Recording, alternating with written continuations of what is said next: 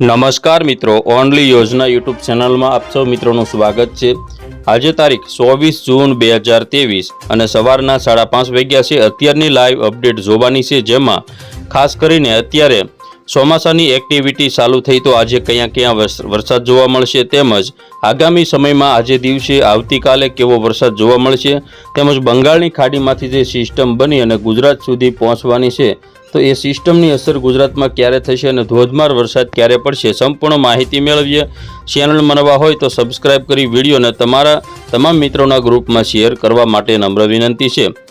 સૌથી પહેલાં મિત્રો આપણે વાત કરીએ તો આગામી 25 તારીખથી બંગાળની ખાડીમાં એક લો પ્રેશર સક્રિય થશે, જે આગામી 29-30 તારીખમાં આ રીતે સમગ્ર ગુજરાત ઉપર ફેલાઈ જશે અને અરબી સમુદ્રમાંથી જે ભેજવાળા જે પવનો હોય છે તેના લીધે ગુજરાતની અંદર ચોમાસાની સારી એવી જમાવટ જોવા મળશે। કેટલાક વિસ્તારોમાં ભારેથી અતિ ભારે વરસાદ પણ પડવાની સંભાવના રહેલી છે। જોઈએ હવે આજે કયા વિસ્તારોમાં વરસાદની શક્યતા રહેલી છે। અત્યારના સમયની અપડેટ જોઈએ તો અત્યારના સમયે ખાસ કરીને દક્ષિણ ગુજરાત, મધ્ય ગુજરાતના કેટલાક વિસ્તારો છે, ધોળકા, નડિયાદ, લુણાવાડા, ગોધરા, દાહોદ, વડોદરા, છોટાઉદેપુર, ખંભાત આ બધા વિસ્તારોની અંદર સારા એવા વરસાદની સંભાવના અત્યારે જોવા મળી શકે। વરસાદી ઝાપટા પડી શકે, હળવો વરસાદ પડી શકે। તો સુરત, વલસાડ તેમજ નવસારી આજુબાજુના જે દરિયા કિનારાના વિસ્તારો છે તેમાં પણ વરસાદની સંભાવના રહેલી છે। હવે આજે બપોર પછીના સમયની અપડેટ જોઈએ તો બપોર પછીના સમયે પણ સૌરાષ્ટ્રના ઘણા બધા વિસ્તારો છે, જૂનાગઢ, વિસાવદર, ધારી, બગસરા, અમરેલી, સાવરકુંડલા, પાલીતાણા, તળાજા આજુબાજુના વિસ્તારો તેમજ ઉપલેટા, જેતપુર, ગોંડલ, જસદણ, બાબરા, ગઢડા, વલભીપુર, શિહોર આ બધા વિસ્તારોમાં વરસાદની સંભાવના છે। તો જામનગરથી લઈ મોરબી, રાજકોટ, ચોટીલા, સુરેન્દ્રનગર, બોટાદ આ બધા વિસ્તારોમાં પણ બપોર પછીના સમયે વરસાદ જોવા મળશે। તો ખંભાત, નડિયાદ, ધોળકા, ભરૂચ તેમજ દાહોદ, ગોધરા પંથકના જે વિસ્તારો છે, લુણાવાડા, ગોધરા અને દાહોદ આજુબાજુના વિસ્તારોમાં પણ હળવા વરસાદની સંભાવના છે। ડુંગરપુર, અરવલ્લી આજુબાજુ પણ વરસાદની શક્યતા છે। હવે વાત કરીએ 25 તારીખમાં આવતીકાલે વહેલી સવારે ખાસ કરીને મધ્ય ગુજરાતના વિસ્તારો વિરમગામ, અમદાવાદ, કપડવંશ, લુણાવાડા, દાહોદ તેમજ ધોળકા, નડિયાદ, ગોધરા આ બધા વિસ્તારોમાં વરસાદની સંભાવના છે। વડોદરા છે, અમોદ, ભરૂચ, રાજપીપળા, છોટાઉદેપુર તેમજ દક્ષિણ ગુજરાતમાં ભરૂચથી લઈ સુરત, વલસાડ, નવસારી, ડાંગ, તાપી આ બધા વિસ્તારોમાં તેમજ ડાંગ આજુબાજુના વિસ્તારોમાં પણ ભારે વરસાદ પડશે। તો સૌરાષ્ટ્રના જે દરિયા કિનારાના જે વિસ્તારો છે તેમાં પણ હળવા વરસાદની સંભાવના આવતીકાલે સવારે પણ રહેલી છે। હવે વાત કરીએ 25 તારીખે એટલે કે આવતીકાલે સાંજના સમયની અપડેટ, જેમાં જામનગર આજુબાજુના કોઈ વિસ્તારો, રાજકોટ છે, મોરબી છે, સુરેન્દ્રનગર છે, ચોટીલા છે, બોટાદ છે આ બધા વિસ્તારો તેમજ ભાવનગરના કોઈ વિસ્તારોમાં પણ વરસાદની સંભાવના છે।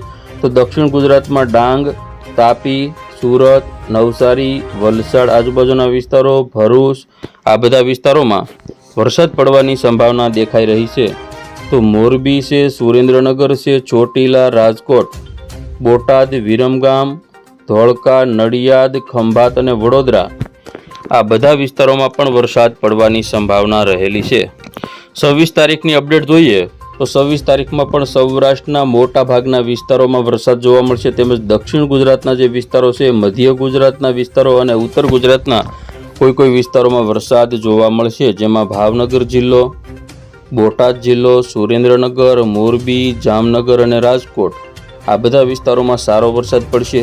તો હળવો વરસાદ દેવભૂમિ દ્વારકા, પોરબંદર, જૂનાગઢ, ગીર સોમનાથ, અમરેલીના થોડાક ભાગો, દક્ષિણ ગુજરાતમાં ભરૂચ, વલસાડ, નવસારી, ડાંગ, તાપી તેમજ મધ્ય ગુજરાતમાં અમદાવાદ છે, ગાંધીનગર છે, ખેડા, આણંદ, દાહોદ, ગોધરા, વડોદરા, છોટાઉદેપુર, ઉત્તર ગુજરાતના પણ કોઈ વિસ્તારોમાં વરસાદ જોવા મળશે। 27 તારીખની વાત કરીએ તો 27 તારીખમાં સમગ્ર સૌરાષ્ટ્રના જે વિસ્તારો છે, જેમાં દેવભૂમિ દ્વારકા, જામનગર, મોરબી, રાજકોટ, સુરેન્દ્રનગર, બોટાદ, ભાવનગર, અમરેલી, ગીર સોમનાથ, જૂનાગઢ, પોરબંદર આ બધા વિસ્તારોમાં સારા એવા વરસાદની સંભાવના છે।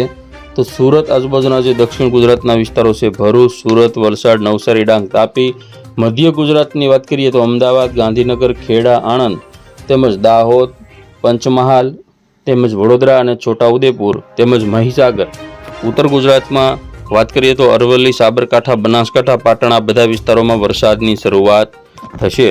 હવે ધીમે ધીમે ચોમાસું આગળ વધી ગુજરાત તરફ આવશે અને ગુજરાતના કેટલાક વિસ્તારોમાં 3 થી 4 દિવસમાં સારા એવા વરસાદની શરૂઆત થશે. જેમાં સૌથી વધારે જે વરસાદ પડવાનો છે તેની વાત કરીએ હવે તો આગામી સમયમાં 30 તારીખ અને 1, 2, 3 જુલાઈ સુધી ગુજરાતના ઘણા બધા વિસ્તારોમાં ભારેથી અતિ ભારે વરસાદની પણ શક્યતા રહેલી છે.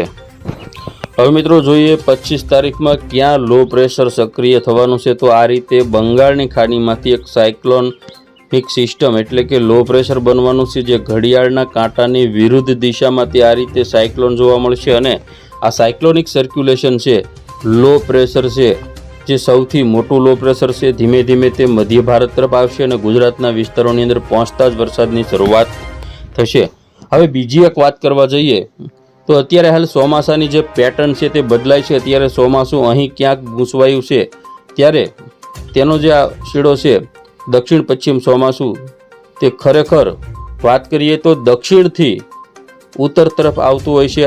ગુજરાતની અંદર તેની એન્ટ્રી આ દિશામાંથી થતી હોય, પરંતુ હવે એવું બન્યું છે કે પૂર્વ તરફથી ચોમાસું આવી શકે છે. અહીંથી આવવાના બદલે ચોમાસાનો જે શેડો છે ઉત્તર તરફનો, તે ધીમે ધીમે હવે આ રીતે અહીંથી અટકી આ રીતે આગળ વધી રહ્યો છે અને ખાસ કરીને મધ્યપ્રદેશ આજુબાજુથી ગુજરાતની અંદર વરસાદની શરૂઆત આગામી સમયમાં 2 થી 3 દિવસમાં થઈ શકે. તો ખેડૂત મિત્રો, આ હતા અત્યારના સવારના 5:30 વાગ્યાના મહત્વના હવામાન સમાચાર. ફરી વખત મળીશું નવી અપડેટમાં. જોતા રહેજો ઓનલી યોજના યુટ્યુબ ચેનલ.